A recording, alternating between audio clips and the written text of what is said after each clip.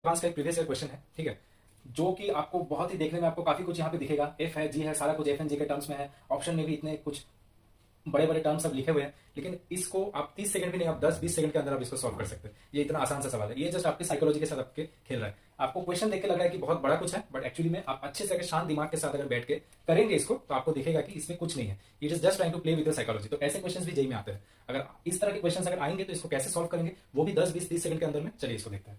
तो क्या दिया हुआ है, two functions f and g have first and second derivatives at x equal to 0 and satisfies the equation. ठीक है, दो फंक्शन है एफ एंड जी है, ठीक है, जिनका की फर्स्ट और सेकंड डेरिवेटिव्स के बारे में बताया गया है। x इक्वल टू 0 पे फर्स्ट डेरिवेटिव है, सेकंड डेरिवेटिव, ठीक है, मतलब f dash x, g dash f dash x, f double dash x और g डैश x और g डबल डैश x, ठीक है।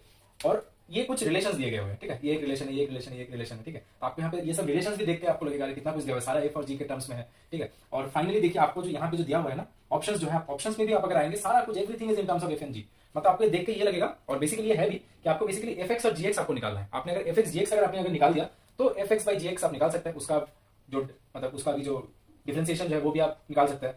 मतलब यहाँ पे जितना सारे टर्म्स आपको एफ एक्स जी एक्स निकालना है, आप देखेंगे कि सारा कुछ एफ एक्स जी एक्स के टर्म्स में है, तो भाई निकलेगा कैसे? तो वही हम लोग देखेंगे। चलिए एकदम शांत दिमाग से आप सोचिए, कोई भी क्वेश्चन में एफ एक्स और जी एक्स निकालना है, ठीक है। तो चलिए पहले इसको देखते हैं, इसको देखते हैं, ठीक है। तो इस इक्वेशन को हम अगर देखेंगे, क्या दिया हुआ है कि f dash zero is equal to 2 g dash zero is equal to 4 of g zero, ठीक है, 4 ऑफ जी जीरो।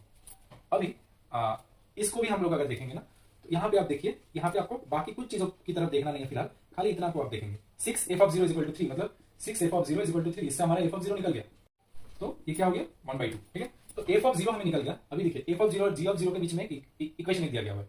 तो जी ऑफ 0 क्या हो जाएगा, 2 by F of 0 which is 2 by 1/2 which is 4। मतलब फंक्शन एफ का वैल्यू 0 पे 1/2, फंक्शन जी का वैल्यू 0 पे 4, ठीक है, इतना हमें मिल गया।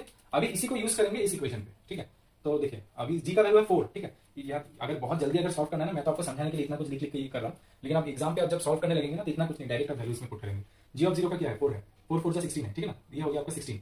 तो जी डैश 0 का वैल्यू क्या हो जाएगा, जी डैश 0 हो जाएगा आपका 16/2 विच इज 8, मतलब जी डैश 0 का हो गया आपका 8। एग्जाम में हम लोग इस तरह से हम लोग सॉल्व करेंगे। अभी समझाने के लिए, कुछ समझने के लिए जितना स्टेप में भाग आपको ये करना है वो करिए।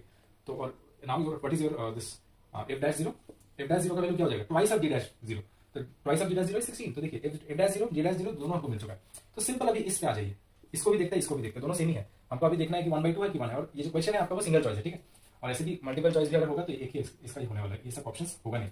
चलिए देखते हैं तो क्या हो जाएगा इसमें, limit x tends to 0 g dash x by f dash x, ठीक है। मतलब क्या हो जाएगा, g dash 0 by f dash 0 का वैल्यू ही निकालना है बेसिकली। इतना सिंपल चीज पूछा है।